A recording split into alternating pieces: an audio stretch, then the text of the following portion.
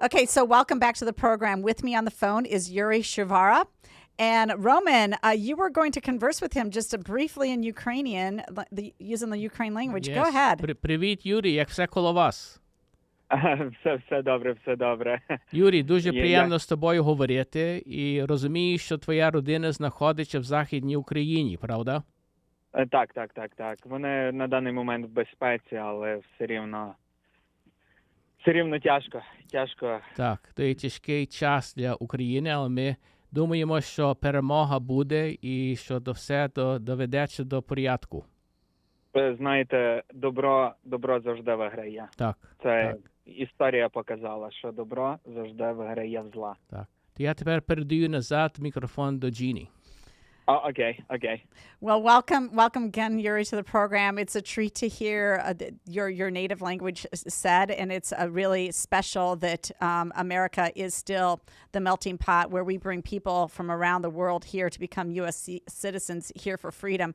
Iurii, could you briefly just explain to my audience? I mean, we met because you're a freedom-loving American, and you've kind of sort of found our organization, Breakthrough Ideas, and you came last Tuesday to kind of explain to our audience at our event what was going on. But could you give us some background about your trek to America, because you are now a U.S. citizen? I'd like to hear a little bit of background. Yes.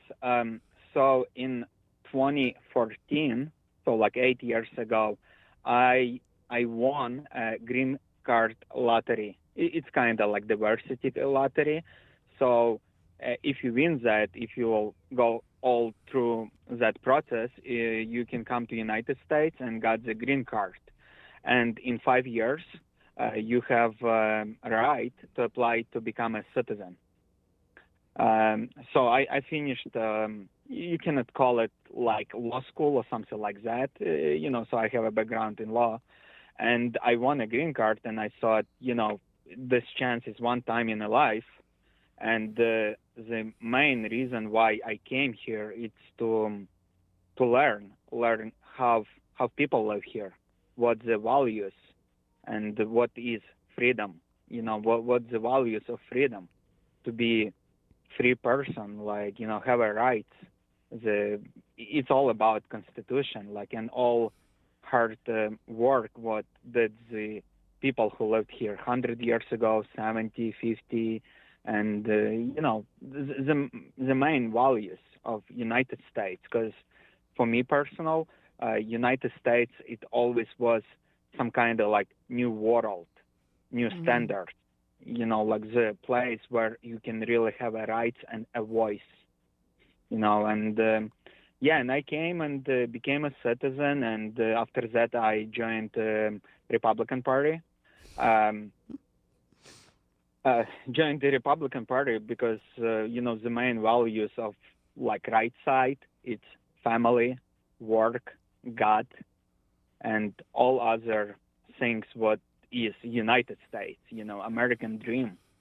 So you gave up a lot, though, to come to America in a way. You still have family in Ukraine. They were not able to come with you. You won a lottery. I mean, that's just amazing that you won the lottery. We're so thankful that you are here, honestly, to tell your story, because many immigrants come over and they truly are pioneers. They leave everything behind, have to make their own way in a new country. I applaud you for just everything that you've done. We take so much, I think many Americans take their freedoms here for granted. And we also are so, I guess, lazy in terms of language skills, because I imagine that Ukraine and English are probably not the only languages you speak. You probably know bits and pieces of everything else. But a little bit. Yeah, a little bit. But so you came to us because you're really frightened for your mother and your sister. Can you give us a sense of when's the last time you spoke to them? How are they doing? What's it like over there in Western Ukraine? We heard a little bit from Roman, who had just recently talked to his relatives over there. But how are your mother and your sister holding up? I had talked with my mother and sister approximately like an hour ago. Oh, an hour ago. I keep in touch with them every probably hour. And I mean, they compared to the rest of Ukraine, they're doing pretty well. You know, they're safe at this moment. But when I talk, they have a siren. I mean, that they need to go and shelter in bomb shelters. So, and you know, every time when I hear this, like my heart is going apart. You know, it's really bad feeling when you understand that there is a potential chance that some missile can come into your home. You know, and not even about my parents. I mean, about anybody. Mm-hmm. You know, and I talk to them, and I'm be honest with you, I'm so impressed about my sister. She's 12 years old, and how she see this everything, and how she keep, like, she's calm. You know, she not panic, nothing. Like, you know, she act like she's adult, and it's impress. It's impress how people strong. You know, in that age, and all the kids in Ukraine. You know, I can't imagine how is that to be kid, go all you know, across this all things. You know, it's hard. It's hard. So you had let me know that before your mother was considered an essential worker and was unable to leave the country. Are her friends, neighbors, other relatives, are they leaving the country, or are they staying and they're going to be in for the fight? No, most of people are staying. Like, you know, okay. Some people who don't have where to go, they go across the border, or people who has really a chance to do that. You know, because it's also, you know, you go in there, you apply for refugees, and you cannot work, you cannot do nothing. They take out from you documents, and you need somehow to exist. You know, and it's really scared. Like, what is to be a refugee? It's a challenge. It's a challenge, and most of people are women and kids.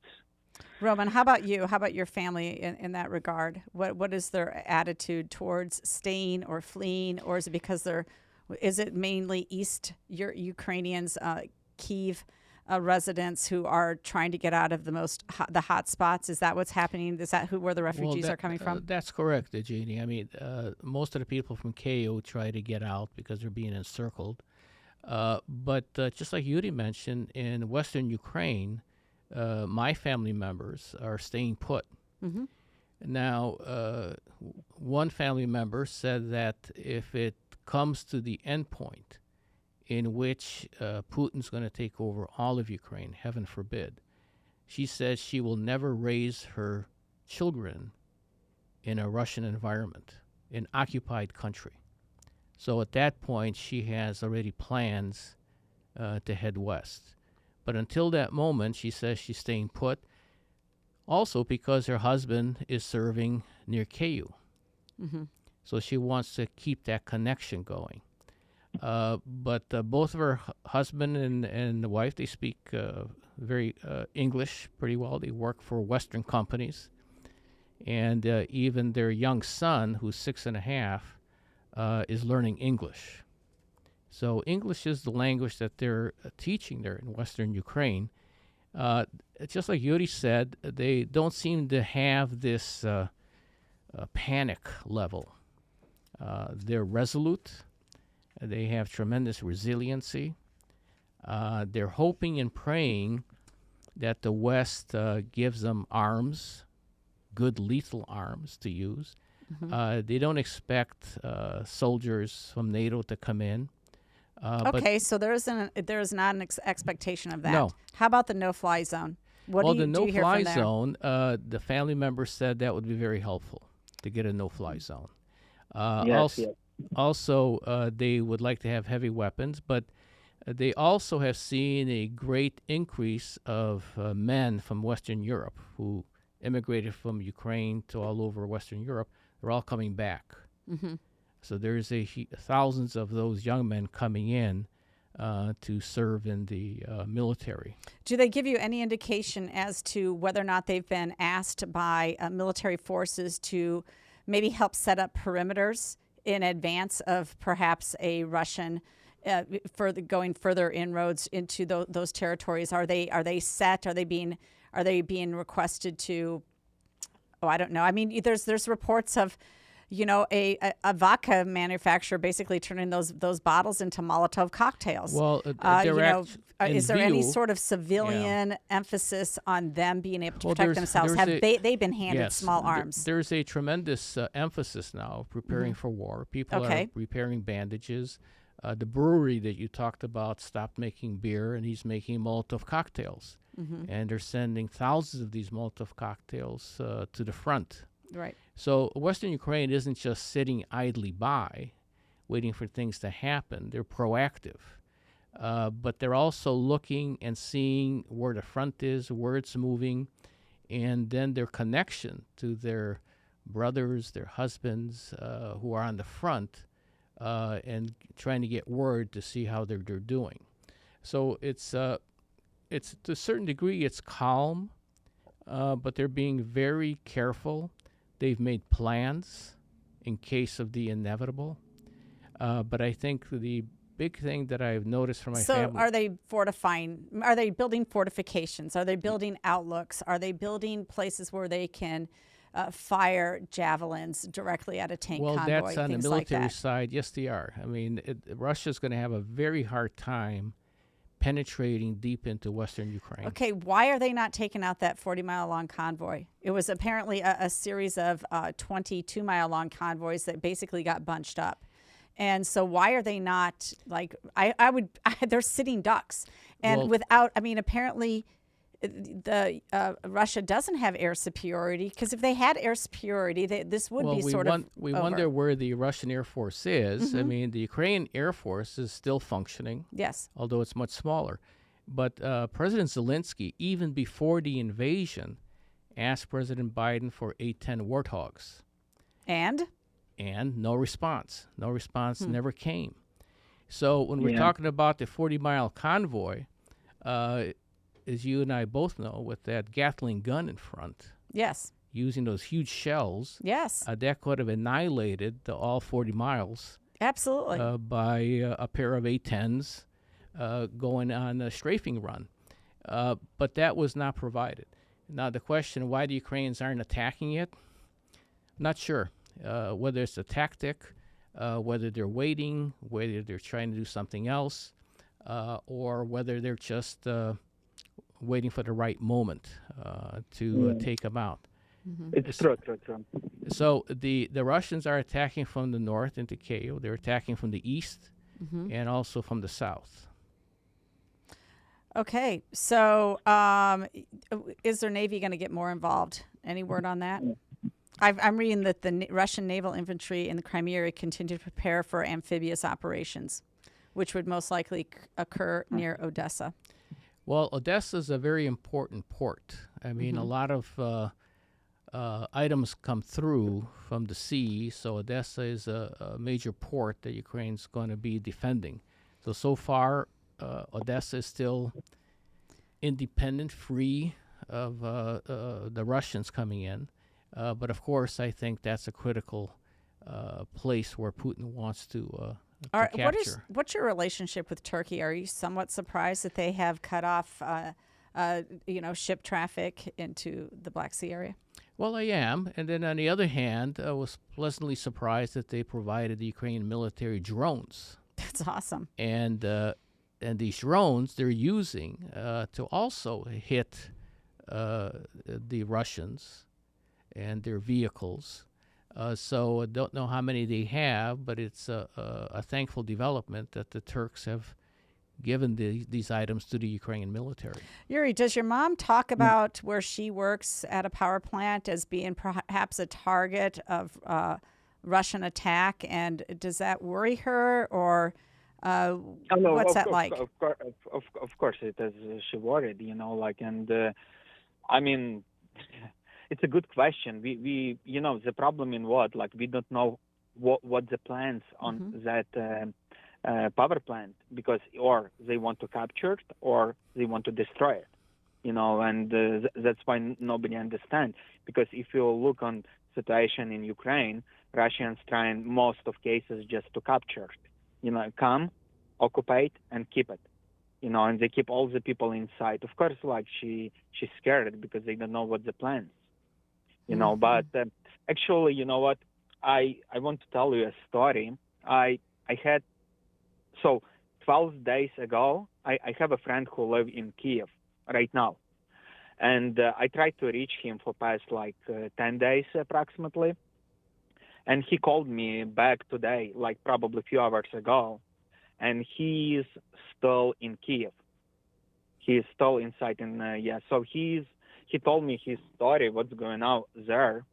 He told me that he is right now with his sister, parents, and girlfriend. They are on the left side of Kiev. So Kiev in the middle has a Dnipro River, and there is two bridges which one you can escape. So otherwise you cannot escape, like you cannot get out of the city. So he says that they already trying like 5 days to get out, but they can't physically, just impossible to get out. And he told me that not long time ago, a missile, I don't know in English how it calls, the big missile, which one, going like from 500 to 1,000 like miles away. So it just hit like a building, like 5-floor residential building in front of his house. And it totally was destroyed, and it's exactly what's the problem right now in Ukraine. It's air, because at the land, like our military is doing really great, thanks God to them, and but the problem is air. Too many missiles targeting the civilians. That's why even if Ukraine want to go right now counterattack, the problem is civilians, because there is millions of people like inside. Like even you'll take Kiev, and they must protect them. That's why this war is really, how to say it, different war than usually. Russia used the tactics of Nazi. They bombed the cities with civilians to make a terror. Like that's why like it seems like Russia trying like to do like blitzkrieg, like Germans did before.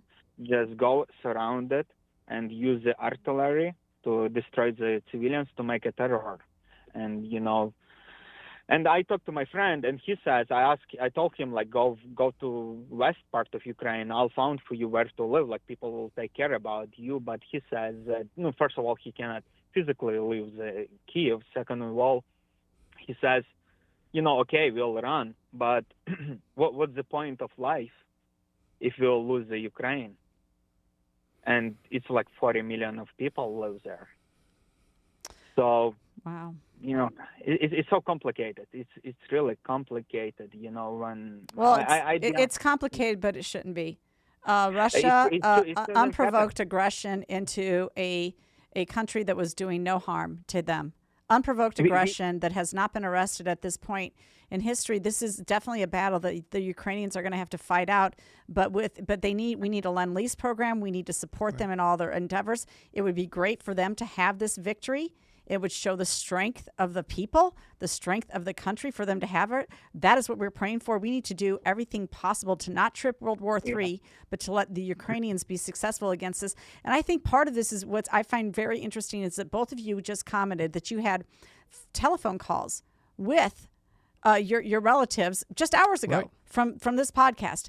It's phenomenal because as Russia shuts down its press and essentially says you can't talk bad about the Russian military, you can't talk about the invasion of Ukraine, that they're basically shutting down their press. At the same time, it's got to be heartwarming to the Ukrainian people to know and to be able to communicate with not just Ukrainians inside the country, but outside the country, and understand that the whole world supports them, the whole world is fighting with them. But also to see the president of Ukraine still in the capital. Yes. And he's giving interviews.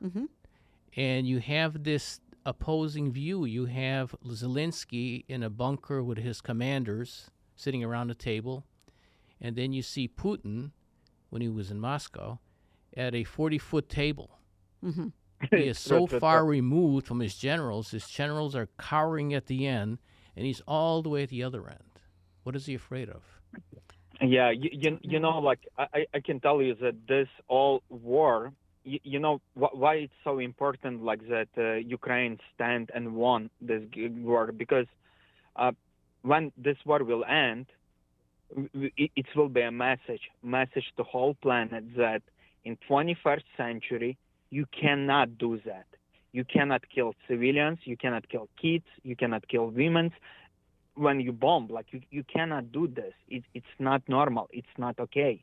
We have some standards which one was created and rules like after Second World War, and we need to stop it. We need to stop it that it's not repeat somewhere else, somewhere in Taiwan or maybe South Korea next, or maybe somewhere like, I mean, it's like a precedent, which one we need to stop it. We need to stop it, and I mean the whole planet needs to stop it for future, because it doesn't matter what country, it's Ukraine or another countries in the planet, it's not okay. We live in 21st century.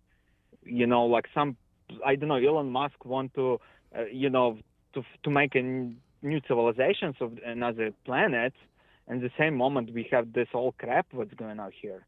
This is insane. It's war against whole humanity. Yes. Everyone has understanding what is good and bad. I don't understand how it's possible overall in 2022nd year to do like that, and I just pray that it's, I feel like it's a challenge for Ukraine first of all, but second of all it's a challenge for whole planet to see, if our planet really united, if we all on the same page, that it should not happen anywhere, anytime, any place, Well, And Iurii, thank you for those remarks, especially coming from somebody your age. You've seen a lot in your 30 years. You've experienced a lot more than I think most American kids your age have. You've got a real sense of history and purpose and the fight that's before us in this world. So we're going to basically wrap up this conversation. Roman, any last words? Well, I'm very proud of Iurii and other Ukrainians coming over to the United States, trying to find a new life and trying to contribute to our society. So we're very proud of you, Iurii, for stepping up and coming and living with us and still trying to help Ukraine. So God bless you. Okay. God bless you as well. And can I say also like Yes. a few words, like if you not mind? Yes. I do. You know why I do that? Because I have examples. For example, Jeannie Eves. She shows like example to me how you're supposed to act, what you're supposed to do. And this is so important that people with experience share their experience to younger generations, and we have some standards. What is good, what is bad. It's life, and I love United States. I love Ukraine. I'm proud to be Ukrainian right now, like never ever been in my life. And I'm thankful to each American who pray, who help, because they understood that this is what's going on. This is bad. And, God bless United States. And I'll say in Ukrainian language, Slava Ukraini. Героям слава. Wonderful. Thank you guys so much for joining me on this edition of The Real Story with Jeannie Ives.